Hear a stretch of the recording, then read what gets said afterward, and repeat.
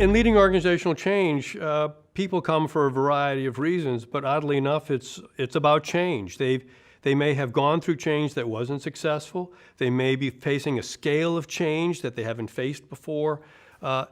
They may be in a leadership position that means that the scope of what they have to do in the change is larger. I'd argue that for most executives these days, your real job is change. That's what your job is. And when you come to that recognition, then change is not something you do in addition to your job.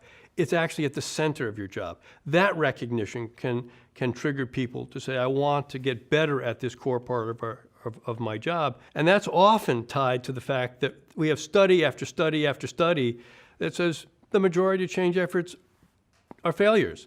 So if that's true, and change is a major part of your job, there are a wide set of reasons that someone can say, I want to go spend some time with experienced classmates and experienced faculty to think and work on how to get better at this core part of my job. The current structure of the class includes beginning with a day and a half or 2 days of focusing on what we know about change. It's background information. Often for people, they'll say there's new information in it. Even if there isn't a lot of new information, it gets organized in a way that helps them make sense of their own experience.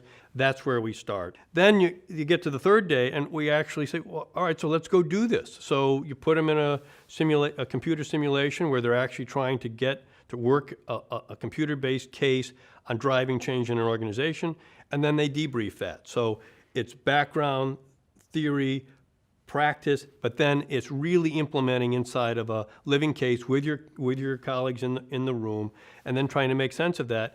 And then we take one more pass, which is a pass at, all right, so what else should we talk about before you go home? And that's a menu constructed entirely out of both what's waiting for them, what we've talked about, and their own experience in trying to make change happen inside the simulation.